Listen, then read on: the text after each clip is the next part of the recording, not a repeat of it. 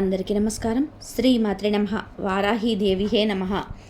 అమ్మవారి కథల గురించి, వారాహీదేవి గురించి చాలామంది చాలా రకాలుగా చెప్తున్నారు. కానీ వారాహీదేవి పుట్టుక గురించి, రాక్షస సంహారం వరకు చాలా చాలా తక్కువ మంది మాత్రమే వివరించారు. కాబట్టి ఈ వారాహి నవరాత్రుల సందర్భంగా వారాహీదేవి చరిత్రను తెలుసుకుందాం. ఇక కథలోకి వెళ్తే, పూర్వం బండాసురుడు అనే రాక్షసుడు బాధలు భరించలేక బండాసురుడిని చంపడానికి దేవతలంతా కూడా శివుడిని ప్రార్థించారు. శివుడు దేవతల కోరికల మేరకు తన సంకల్పంతో తన శక్తిని బండాసుర వధ చేయమని కోరుకున్నాడు. శివుడి కోరిక మేరకు శివుడి లోపల ఉండే శక్తినే లలితాదేవిగా ఆవిర్భవించింది. అందుకే అమ్మవారిని ఇచ్ఛాశక్తి అంటారు. లలితాదేవి అవతారం ఎలా జరిగిందో మరొక వీడియోలో పూర్తిగా తెలుసుకుందాం. బండాసురుడిని చంపడానికి లలితాంబికాదేవి తన జ్ఞానశక్తి నుండి శ్యామలాదేవిని, అలాగే ఆజ్ఞాచక్రం నుండి వారాహీదేవిని పుట్టించింది. లలితాంబికాదేవి కుడి వైపున శ్యామలాదేవి, ఎడమ వైపున వారాహీదేవి ఉన్నారు. ఇక లలితాదేవి శ్యామలాదేవిని మంత్రి పదవిలో, వారాహీదేవిని సర్వ సైన్య అధ్యక్షురాలు పదవిలో నియమించిందని మన అందరికీ తెలిసిందే. ఈ వారాహి అమ్మవారి గురించి మన ఛానల్లో కూడా పెట్టడం జరిగింది. ఒకసారి అవి కూడా చూడండి. బండాసుర సంహారానికి ముందు యుద్ధరంగంలో లలిత అమ్మవారి రథం సిద్ధమయ్యాక ఆమెన పక్కకి మంత్రినీదేవి, దండినీదేవి వచ్చి నిలబడ్డారు. వెంటనే లలితాంబిక తన రథంలో నుంచి 2 రథాలను తీసి వారిద్దరికీ ఇచ్చింది. ఒక దీపం వెలుగుతూ ఉంటే మరొక దీపాన్ని అందులో వెలిగించి తీసినట్టుగా లలితాంబికాదేవి శ్రీచక్రం నుండి 2 యంత్రాలు తీసి ఇచ్చింది. అవి శ్యామల వారాహికి లలితాంబిక ఇచ్చింది. అంటే లలితాదేవి తన శ్రీచక్రం నుండి 2 రథాలను పుట్టించింది. ఈ రథాల పేర్లు కేచక్రం, గిరిచక్రం. ఇక్కడ గిరిచక్రం అనే రథం వారాహీదేవిది.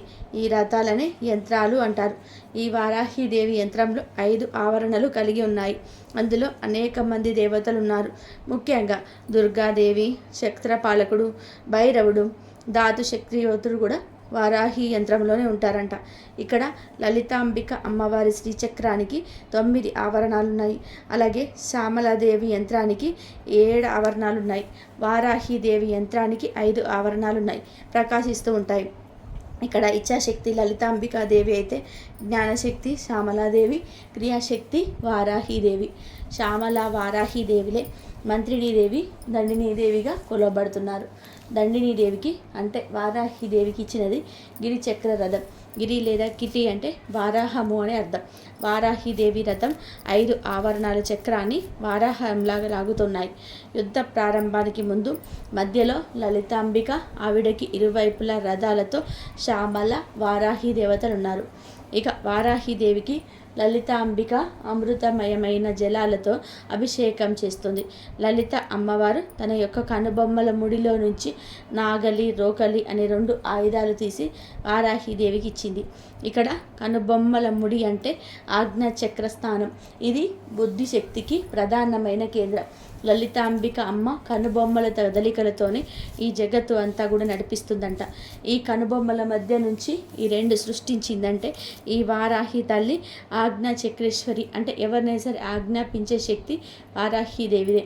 ఆ విధానంగా వారాహి అమ్మవారికి 2 ఆయుధాలు ఇచ్చి లలిత అమ్మవారి ఇచ్చే ఆజ్ఞలన్నిటికీ శక్తి సేనలను అమలు చేసే అమ్మవారిగా వారాహీదేవి ఉంటుంది. అందుకే ఆ వారాహీదేవికి ఆజ్ఞ చక్రేశ్వరి అనే పేరు వచ్చింది. ఈ వారాహీదేవిని స్మరిస్తే రక్షణ లభిస్తుంది. వారాహి అంటే ఉద్ధరణ శక్తి అని అర్థం. ఈ శరీరానికి ఆత్మ ఉంటేనే బుద్ధి, అహంకారం అనే 2 ఉంటాయి. ఆ 2 శ్యామల వారాహి దేవతలు. వారాహీదేవి యొక్క సైన్యులందరికీ కూడా వరాహముఖం కలిగిన దేవతలు. ఈ దేవతలంతా కూడా అచ్చం వారాహీదేవి వలె ప్రకాశిస్తుంటారు. వీళ్ళంతా వారాహీదేవి నుంచి వచ్చిన వారు కనుక ఆమెలాగానే వాసిస్తున్నారు. వాళ్ళకి భయంకరమైన కోరలు ఉన్నాయి. అవి అగ్ని జ్వాలలుగా వెదజల్లుతున్నాయి. వాటితో గగనమంతా ప్రకాశిస్తుంది. ఈ వారాహి మూర్తులంతా వేల సంఖ్యలో ఉన్నారు. గిరిచక్ర రథంలోని అనేక రకాల వరాహ శక్తులు కలుగుతున్నాయి. గిరిచక్ర రథం పక్కనే ఒక వాహనం ఉంది. అది సింహ వాహనం. వారాహీదేవి యుద్ధరంగంలో రథంలో ఉండే యుద్ధం చేస్తూ మధ్యలో ఒక్కొక్కసారి రథం దిగుతారంట. అలా దిగినప్పుడు వారాహీదేవికి మరొక వాహనం సిద్ధంగా ఉంటుంది. ప్రధానమైన రథం కాకుండా వేరే వాహనం అన్నమాట. అదే మహాసింహం. దాని పేరే వజ్రఘోషం. అమ్మవారికి అవసరమైతే ఈ సింహవాహిని ఎక్కి ఆమె వెళ్తూ ఉంటారు. ఆ సింహం జూలును వెలిస్తే ఆకాశంలో కాంతులు విరజల్లబడతాయి. ఆ సింహం నోరు తెరిచి పళ్ళు కొరుకుతున్న ధ్వనికి దిక్కులు ప్రతిధ్వనిస్తున్నాయి. ఆ సింహానికి ఉన్న గోళ్లను వర్ణిస్తూ 3 యోజనాల ఎత్తున్నాయంట. యోజనం అంటే 7.5 మైళ్ళు. ఆ గోళ్లతోటే రాక్షసులను ఎప్పుడు సంహరిద్దామా అని మహోత్సాహంగా సింహవాహనం ఉంటుంది. తన సైన్యమంతా కూడా మొత్తం పనిచేస్తుందో లేదో అని పరిశీలించడానికై ఒక్కసారి గిరిచక్ర రథం నుంచి దిగి సింహం మీద వారాహీదేవి కూర్చొని ముందుకెళ్ళి గమనిస్తుంది. అలా గమనిస్తున్నప్పుడు ఆ వారాహీదేవి ఎలా ఉంది అంటే పైనుంచి దేవతలు ఈ వారాహీదేవిని చూస్తుంటే వారి యొక్క వైపు భయము, ఒకవైపు ఆనందము కలుగుతున్నాయి. వారాహి అమ్మవారి ఆ ప్రతాపం ఎలా ఉంది అంటే ఆవిడ చేతిలోనున్న ముసలాన్ని నాగలిని తిప్పినప్పుడు ఆమె ఇప్పుడే బయలుదేరి మొత్తం భువనాలన్నిటినీ మింగేస్తుందా అన్నట్టుగా తీవ్రంగా ఉందంట. ఆ రోకలి పొట్టుతో భూమి ముక్కలు చేస్తుందా లేదా ఆ నాగలిని విసిరి సముద్రంలో సైతం చీల్చుతుందా అనిపించేటట్టుందంట. ఇలా వారాహిదేవి సిద్ధమవ్వగానే వెంటనే పైనుంచి దేవతలందరూ కూడా నమస్కరిస్తున్నారు. దేవతలంతా కూడా ఆకాశంలో ఉండి 2 చేతుల పైకెత్తి మొక్కుతూ వారాహిదేవిని 12 నామాలతో కీర్తించారంట. అవి హయగ్రీవుడు అగస్త్యులతో చెప్పారు. దేవతలు సైతం కీర్తించే ఆ 12 నామాలు విలువైనవి గనక శ్రద్ధ ఉన్నవారికి చెప్పమన్నారు. విలువైనవి శ్రద్ధ లేని వారికి చెబితే వాటి విలువ తెలియదు. ఈ పేర్లు అనుకుంటే చాలు ఆ వారాహిదేవి ప్రసన్నమవుతుందని చెప్పారు. ఆవిడ ప్రసన్నరాలైతే ఏమైనా సాధించగలుగుతారు. ఆ 12 నామాలే పంచమి, దండనాద, సంకేత, సమేశ్వరి, సమయ సంకేత, వారాహి, పోత్రిణి, శివ, వార్తాలి, మహాసేన, ఆగ్నిచక్రేశ్వరి, అరిగ్ని అనేవి అమ్మవారి యొక్క 12 నామాలు. ఏ విధమైన కష్టం వచ్చినప్పటికీ కూడా ఆ 12 నామాలు స్మరిస్తే వెంటనే ఆ కష్టం తొలగిపోతుంది. ఈ 12 నామాలతో దేవతలంతా కూడా అమ్మవారిని కీర్తించారు. ఆ దేవతలని అనుగ్రహించడానికై అమ్మవారు కదిలి ఉంది. దేవకార్య సముజ్జత కనుక దేవీ శక్తులని రక్షించడానికి వారాహిదేవి కదిలింది. ఈ తల్లి యొక్క మహిమ సామాన్యమైనది కాదు. శంకరులు కూడా దేవి క్రోడముబే అని వారాహి స్తుతి చేశారు. అలాగే క్రోధ భట్టారకుడు అని చెప్పబడే దుర్వాస మహర్షి అర్వాగ్నీశ్వతి అనే సూత్రంలో అద్భుతంగా కీర్తించాడు. దుర్వాస మహర్షికి వారాహిదేవి దర్శనమిచ్చింది. కోలవదన అంటే వరాహ వదనంతోనే పద్మముల వంటి నేత్రాలతో పద్మాలతో శత్రువైన చంద్రుని చేత అలంకరించబడిన కిరీటం వారాహిదేవికి ఉందని దుర్వాస మహర్షి వివరించాడు. శరీరం అంతా కూడా నీలకాంతితో ఉన్నప్పటికీ శరీరం నుండి వెదజల్లుతున్న వెలుగులు మాత్రం కరగబెడుతున్న బంగారపు వెలుగులంట. సంధ్యాకాలంలో ఆకాశం ఎలా ఎరుపు రంగుతో ఉంటుందో అలాంటి ఎర్రటి వస్త్రాన్ని ధరించింది. 8 చేతులతో వరుసగా ఆ పలము, ముసల్లము, శంఖము, చక్రము, పాశము, అభయముద్ర, వరద ముద్ర ధరించి భాషిస్తున్నది వారాహిదేవి. అలాగే విశాలమైన వక్షస్థలంతో శోభిస్తున్న వారాహిదేవి ఎవరికైతే అమ్మవారిని పూజించే అర్హత ఉంటుందో వాళ్ళకి శుభాన్ని ఇస్తుంది. కానీ చెడు వారికి మాత్రం వారాహి అమ్మ దొరకదు. వారాహిదేవి సన్నని నడుము కలిగి ఉండడం సాముద్రిక లక్షణంలోనే గొప్పదని దుర్వాస మహర్షి వివరిస్తున్నారు. అయితే యుద్ధ రంగంలో విషయానికి వస్తే ఈ 5 ఆభరణాల వారాహిదేవి యొక్క రథం, గిరిచక్రం వీరి పేర్లు వింటే జయం, కార్యసిద్ధి వస్తుంది. ఈ చక్రంలో బిందువు నుండి మొదలు పెడితే ప్రథమ బిందువు దగ్గర దండనాయకి అయిన వారాహిదేవి ఉంది. అదేవిధంగా 4వ ఆవరణలో బ్రహ్మాది మాతృకలకు క్రింద కొంత ముఖ్యమైన దేవతలు ఉన్నారు. వారు ఈ యాగిని, రాకిని, లాకిని, కాకిని, సాకిని, డాకిని దేవతలు. వీరు మన శరీరంలో సప్తధాతువులకు పుష్టి కలిగించే ఆది దేవతలు. ప్రధానంగా మన శరీరంలో సప్తధాతువులు ఉన్నారు. ఈ ధాతువు దేవతలు బాగుంటేనే శరీరం బాగుంటుంది. వీరికున్న శక్తులలో అసురులను మోహింప చేయగలరు, చంపగలరు, స్తంభింప చేయగలరు, కొట్టగలరు, మృంగేయగలరు. అటువంటి వారు ఈ ధాతునాథులు. ఈ దేవతలంతా కూడా వారాహిదేవిని సేవిస్తూ ఉంటారు. సరిగ్గా వీరికి క్రింది స్థాయిలో అనగా 4వ ఆభరణలో 3వ స్థాయిలో క్రోధిని, స్తంభిని అనే శక్తులు ఉన్నారు. వారు చామరాలు ధరించి ప్రకాశిస్తున్నారు. సరిగ్గా ఆ ఆవరణకి దగ్గరే ఆయుధ దేవతలు ఇద్దరున్నారు. వారు హల దేవత నాగలికి అధిష్టాన దేవత, ముసల దేవత రోకలికి అధిష్టాన దేవత. ఆ పక్కనే చండా ఉచ్చండ అనే రక్షణ శక్తులు రెండున్నాయి. వారు శూలం ఖడ్గం ధరించి ప్రకాశిస్తున్నారు. ఇవి అమ్మవారికి అతి దగ్గరలో 4వ వరుసలో ఉన్న దేవతల వివరాలు. ఇక 5వ ఆవరణలో అమ్మవారికి అనంత శక్తులు వాసిస్తున్నాయి. దీనిలో ప్రధానమైనగా అష్టదేవతలున్నారు. వారు వార్తాలి, వారాహి, వరాహముఖి, అందిని, బందిని, జృంభిని, మోహిని, స్తంభిని. ఈ 8 మంది దేవతలు శత్రువులను నిగ్రహించేవారు. ఈ దేవతలకు దగ్గరగా అనేక మంది శక్తులు వాసిస్తున్నారు. వారిలో ఇంద్రాది శక్తులు, అప్సరస శక్తులు కూడా ఉన్నారు. దీనికి దగ్గరగా క్షత్రపాలకుడు అనే దేవత వాసిస్తున్నారు. అతను 3 పడగలు కలిగిన పాము వంటి పాశాన్ని ధరించి ఉన్నాడు. ఆయనకి దగ్గరగా ఆ అమ్మవారి యొక్క వాహనమైన వజ్రఘోషం పేరుతో ఉన్న సింహం కనబడుతుంది. ఈ 5వ ఆవరణకు మరొక వైపు కృష్ణ సారంగము అనగా నల్ల జింక అనే వాహనం కూడా ఉంది. నల్ల జింక వాయుదేవత యొక్క వాహనం అని శాస్త్రంలో ఉంది. అయితే వారాహి అమ్మవారు వాయువేగంతో సంచరిస్తూ ఉంటుందని ఈ జింక తెలియజేస్తుంది. ఇది శ్వాస శక్తికి కూడా సంకేతం. ఈ 5వ పర్వంలో మరొక గొప్ప దేవత ఉన్నారు. అతడే సురాసముద్ర దేవత. ఎవరైనా బలహీనంగా ఉంటే వారికి శక్తినిస్తుంది. యుద్ధంలో శక్తి సేన అలసిపోయినప్పుడు వారికి తిరిగి శక్తిని ఈ సురసముద్ర దేవతనే ఇస్తుంది. మరి కొన్ని శక్తులు కూడా ఈ ఆవరణలో ఉన్నాయి. ఇంతకీ చెప్పిన ఆ 5 ఆవరణలో దేవతలందరూ కూడా కేవలం ఒకే ఒక రథం, గిరిచక్ర రథంలోనే ఉన్నారు. ఈ గిరిచక్ర రథానికి స్తంభినీదేవి సారథిగా ఉంటుంది. ఈ స్తంభినీదేవి 5 ఆవరణాల గిరిచక్రాన్ని నడుపుతూ ఉంటే దీన్ని చూసి రాక్షసుల గుండెలు అడలిపోయేలా ఉంది ఆ దృశ్యం. ఈ రథం మీద వస్తున్న వారాహిదేవిని చూసిన ఆసరా సేనలు స్తంభించిపోయాయి. ఇక అసలు యుద్ధం విశాంకుడు అనే రాక్షసుడిని సంహరించడానికి వారాహిదేవిది కదిలింది. ఈ విశాంగుడు అనే రాక్షసుడు బండాసురుడి సోదరుడు. బండాసురుడికి 2 ప్రధాన సోదరులు ఉన్నారు. వారే విశుక్రుడు, విశాంగుడు. లలితాంబిక సైన్యం మొత్తం ఈ బండాసుర సైన్యాన్ని చాలా వరకు వదిలించారు. దాంతో ఈ బండాసుర రాక్షసులు తమ సోదరుడైన విశుక్ర విశాంగులను పిలిచి లలితాంబిక సేనను వధించమని చెప్పారు. అయితే తమ సమస్త సేనలు దెబ్బతినడంతో విశుక్ర విశాంగులకు కూడా విపరీతమైన కోపం వచ్చింది. ఆ కోపంతోనే వాళ్ళు చాలా గొప్ప ప్రయత్నాలతో స్వయంగా ఈ ఇద్దరే యుద్ధంలోకి వెళ్తున్నారు. అయితే లలితాంబిక సైన్యంతో ఇంతకీ ముందొకసారి విశాంగుడు, విశుక్రుడు ఇద్దరు కలిసి మాయతో యుద్ధానికి వెళ్ళాయి. వెనక్కి పారిపోయి తిరిగి వచ్చారు. అయినా కూడా మళ్ళీ ఇప్పుడు ఇద్దరు 400 అక్షోహిణుల సైన్యాన్ని సమకూర్చుకొని వెళ్తున్నారు. అక్షోహిణులు అనగా చాలా పెద్ద సంఖ్యలో ఉండే సైన్యం.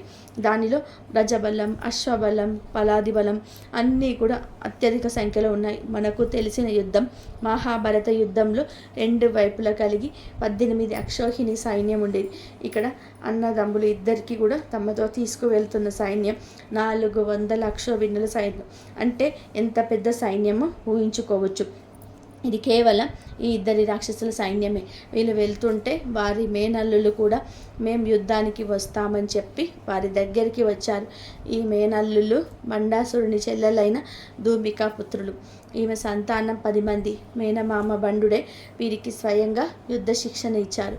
వీరంతా కూడా మేనమామలైన విశుక్ర విశాంగులతో కలిసి యుద్ధానికి బయలుదేరారు. వీరిని చూసి మేనమామలకి అంటే విశుక్ర విశాంగులకి తమ వద్ద ఇంత బలం ఉందని చాలా ఆనందం కలిగింది. అయితే శ్యామలాదేవి, వారాహిదేవి విశుక్రులైన విశాంగులను చంపేయ యుద్ధము చాలా ప్రధానమైన యుద్ధం. ఈ ఘట్టం విన్నం మాత్రం చేతనే అమోఘమైన ఫలితాలను లలితాంబికాదేవి ఇస్తుంది. ఎప్పుడైతే విశాంగ విశుక్రులు యుద్ధానికి వస్తున్నారని తెలిసిందో శ్యామలాదేవి, వారాహి దేవతలు యుద్ధానికి సిద్ధమయ్యారు. వారాహిదేవి గిరిచక్రం ఎక్కి, శ్యామలాదేవి గేయ చక్రం ఎక్కి యుద్ధానికి బయలుదేరినప్పుడు వారి ఇరువురికి రథాలపైన తెల్లని గొడుగును వేలాడుతున్నాయి. అది చూసి అప్సరసలు మొదలైన వారంతా కూడా ఆ తల్లులకి చామరాలు వేస్తూ గానాలతో నాట్యాలతో విజయ సంకేతంగా జయ జయ ధ్వానాలు పలుకుతుండగా లలితాదేవి యొక్క ఆజ్ఞ చేత వారిరువులు బయలుదేరుతూ ముందుగా భయంకరమైన అష్టాలు ధరించిన 100 అక్షోభిల్ల శక్తిశీలను లలితాంబిక శ్రీచక్రానికి రక్షణగా పెట్టి శ్యామల వారాహి దేవతలు యుద్ధానికి బయలుదేరిన వర్ణనను హయగ్రీవ స్వామి అగస్త్య మహర్షికి వర్ణించి చెప్పాడు. అంటే శ్యామలాదేవి వారాహిదేవి యుద్ధానికి వెళ్లే ముందు లలితాదేవి శ్రీచక్రానికి 100 అక్షోహిణుల సైన్యాన్ని కాపలాగా రక్షణలా పెట్టారట. హయగ్రీవ స్వామి అగస్త్య మహర్షికి ఇచ్చిన వర్ణన ప్రకారంగా ఈ యుద్ధంలో ముందుగా వారాహిదేవి రథం కదిలిందట. ఆ తల్లి తన యొక్క వేలి కొనలతో నాగలిని పట్టుకొని తిప్పుతుంది, మరొక చేత్తో రోకల్ని పట్టుకొని తిప్పుతుంది. తలపైన చంద్రరేఖతో ప్రకాశిస్తున్న వరాహ వదనంతో ఆ తల్లి కనిపిస్తున్నది. వారాహిదేవికి అటు ఇటు కోట్లాది సంఖ్యలలో వారాహి మూర్తులు అనుసరిస్తుండగా ముల్లోకాలు కనిపిస్తున్నాయా అన్నంత సందడి అక్కడ ఉంది. వారంతా కూడా ఒకే రకమైన పౌరుషాన్ని చూపిస్తూ మహోత్సాహంగా యుద్ధాన్ని ప్రకటిస్తూ వెళ్తున్నారు. వారాహిదేవి యొక్క సైనికులు చాలా రకాలుగా వెళ్తూ ఉన్నారు. పరాక్రమం కానీ రథ ప్రతాపంలో కానీ మిగిలిన విశేషాలలో కానీ వారాహి దేవ సేవలకు బలం ఉంది. వారాహి శ్యామల సేనులు యుద్ధానికి వెళుతుంటే ఆ భారానికి భూమి ఉయ్యాల కొంచెం కంపించిందంట. ఆ తర్వాత యుద్ధం మొదలైంది. ఈ యుద్ధం ఇదివరకు జరిగిన యుద్ధాల కంటే విశేషమైనది. బండాసుర వధలోని ఎంతోమంది దేవతలు యుద్ధం చేశారు. ఇంతకు ముందు విడివిడిగా యుద్ధం చేసిన దేవతలందరూ కూడాను ఇక్కడ కలుస్తారు. విశేషమైన ఈ యుద్ధంలో శ్యామలాదేవి యొక్క అంగదేవతలు వారాహిదేవి యొక్క అంగదేవతలు కూడా ఈ యుద్ధంలో పాల్గొన్నారు. అయితే ఈ రాక్షసుల మేనల్లుళ్ళు ఒక్కొక్కరిని సంహరించడానికి ఒక్కొక్క దేవత సిద్ధపడ్డారంట. అందులో ముఖ్యంగా స్వప్నేశ్వరి అనే ఒక దేవత ఉంది. ఈ స్వప్నేశ్వరి దేవి వారాహిదేవి యొక్క అంగదేవతలలో ఒకరు. ఆవిడ మంగళుడనే రాక్షసుని వధించింది. ఆ తల్లిని స్వప్నవారాహి అంటారు. ఈ స్వప్నవారాహి అమ్మవారు వారాహిదేవి అంగదేవతలలో ముఖ్యమైన అంగదేవత. ఇలా మొత్తం 10 మంది మేనలులకి 10 మంది దేవతలు ధీటుగా సమాధానం చెప్తున్నారు. ఇక విశుక్రుని ఎదుర్కొనడానికై శ్యామలాదేవి, విశాంగుని ఎదుర్కొనడానికై దండనాదాదేవి సిద్ధపడ్డారు. ఎప్పుడైతే ఈ విధంగా వారాహిదేవి అంగదేవతలు అలాగే శ్యామలాదేవి అంగదేవతలు ఇంతమంది శక్తులతో విజృంభించాయో ఇక రాక్షసుల అక్షోభిణుల సైన్యులన్నీ కూడా క్రమక్రమంగా కరిగిపోవడం మొదలుపెట్టాయి. అది చూసి ఇక తట్టుకోలేక విశుక్రుడు తృషాష్టమని ఒక అస్త్రాన్ని వేశాశాడు. తృష అనగా దాహం. అది వేసిన వెంటనే శక్తిసేనల మీద ఈ అస్త్రం పనిచేయడం మొదలుపెట్టి అందరికీ కూడా శరీరాలు ఎండిపోవడం మొదలుపెట్టాయి. ఆ వేడికి దాహం పడుతుంది. నాలిక ఎండిపోయి నోట మాట రాకుండా పోయింది. శరీరం అంతా కూడా ఎండిపోవడం వలన కదలాడడానికి శక్తి లేదు. దాహం, నీరసం అందరిలో నిండిపోయాయి. అమ్మవారి శక్తిసేనలన్నిటికీ కూడా దవడలు, నోరు ఎండిపోయి ఇంద్రియాలన్నీ కూడా అల్లకల్లోలమవుతున్నాయి. రాక్షస సేనలు అన్నీ విజృంభిస్తున్నాయి. ఆ సమయంలో ఏం చేయాలా అని చెప్పి దండిని శ్యామలాలు ఆలోచిస్తుండగా శ్యామలాదేవి వారాహిదేవితో ఇలా అంటుంది. చూడు పోత్రిని అంటే వారాహిదేవి, ఓ సఖి చూసావా ఆ దుష్టుడు వేసిన దృశాస్త్రం ఎలా పనిచేస్తుందో? మన సేనలన్నింటినీ కూడా శిథిలం చేస్తుంది. వాళ్ళు నాలుకలు, నోళ్ళు ఎండిపోయాయి. మన సేన వారి ఆయుధాలను కూడా వాళ్ళు పట్టుకోలేకపోతున్నారు. కాబట్టి నీ రథ పర్వంలోని చివరిగా ఉన్న సముద్రానికి ఆది దేవత ఒక ఆయన ఉన్నారు. ఆయనకి కాస్త పని అప్పగించు అని శ్యామలాదేవి వారాహిదేవితో అంటుంది. వారాహిదేవి రథం గిరిచక్ర రథానికి మొత్తం 5 ఆవరణాలు. దీని వివరణ మన ఛానల్లో పెడదాము, చూడండి. 5 ఆవరణలో చివరిలో ఉన్న దేవత సురసింధు దేవత. ఈయన ఒక రకమైన మధుర పదార్థాన్ని సిద్ధంగా ఉంచుకున్నాడు. ఈయన సుర సముద్రానికి ఆది దేవత. అయితే యుద్ధంలోని ఈ శక్తిసేనలన్నిటి యొక్క దాహర్తి పోయేటట్టుగా వారిని ఆజ్ఞాపించు అని వారాహి దేవత శ్యామలాదేవి చెప్పింది. అయితే అమ్మవారి శక్తిసేనలు మామూలుగా నీటిని గ్లాసులో పోసి ఇస్తే వాళ్ళ దాహం తీరదు. వీరి దాహం తీరాలి అంటే ఖచ్చితంగా కూడా సముద్రం కావాల్సిందే. అంటే ఆ తృషాస్యం యొక్క వేడి అంతటిదన్నమాట. అందుకోసం క్షీణిస్తున్న ఉత్సాహాన్ని తిరిగి మామూలు చేయగలిగే శక్తి సురా సముద్ర దేవత ఇచ్చే ఆ ద్రవ లక్షణం. ఈ రోజులలో ఉత్సాహం కోసమని ఏవేవో ద్రవ్యాలు తాగుతూ ఉంటారు. అలాంటిదని మాత్రం ఇక్కడ అనుకోవద్దు.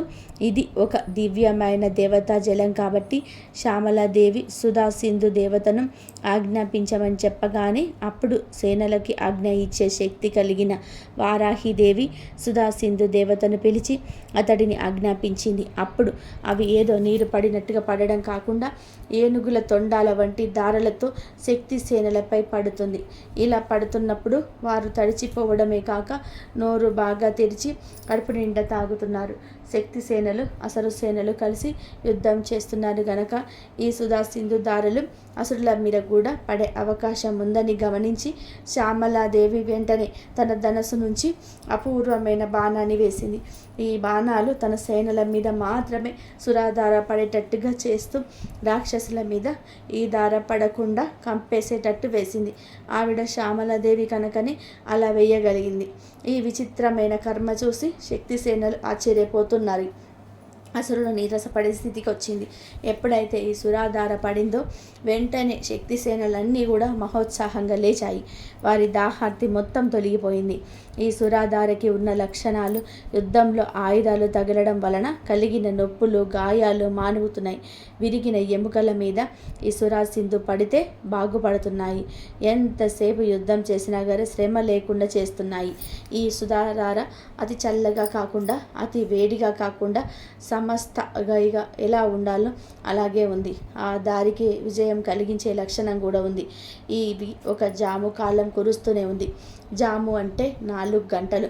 అలా 4 గంటల పాటు దారలు పడడం చూసి ఈ సురా సముద్రుడు తన పని బాగా జరిగిందని తృప్తి చెందిన ఈ సురా సముద్రుడు దాని గురించి చెప్పడానికి వారాహిదేవి దగ్గరికి వెళ్ళి నమస్కారం చేసి, ఓ దండ మండల నాయకి మహారాణి, ఒక్కసారి చూడమ్మా, నేను విసిరిన ఆ సుధాధార నవ ప్రవాహంలో వారంతా తృప్తి పడ్డారు.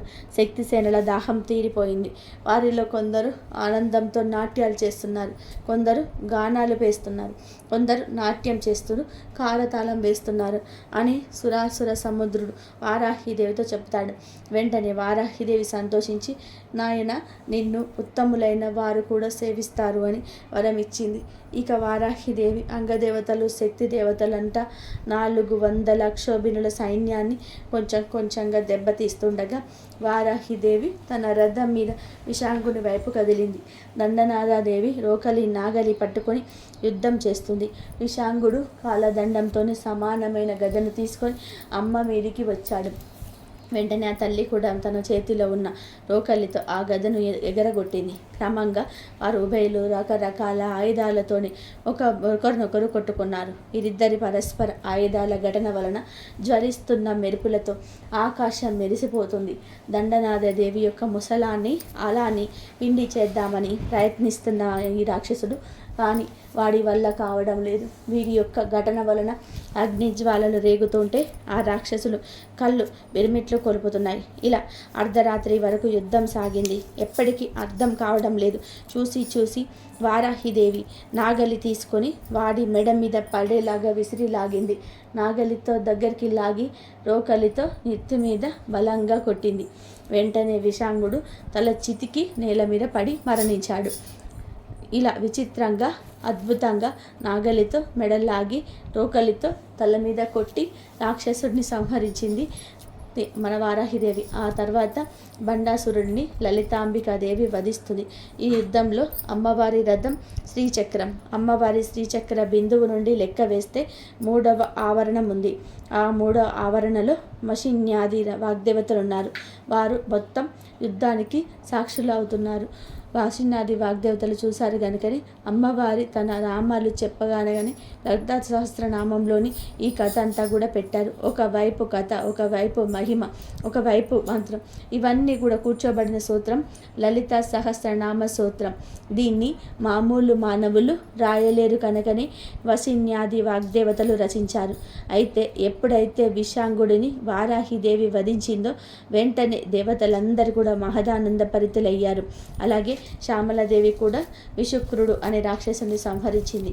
ఆ తర్వాత లలితాంబికాదేవి బండాసురుడిని ఎలా చంపిందో, అసలు లలితాంబికాదేవి ఎలా ఆవిర్భవించింది, దీనికి ముందు కథ ఏంటి, ఆ తర్వాత కథ ఏంటి అనేది భాగాల మాదిరిగా రాబోతుంది. కాబట్టి దయచేసి ఈ ఛానల్కి సపోర్ట్ చేయండి.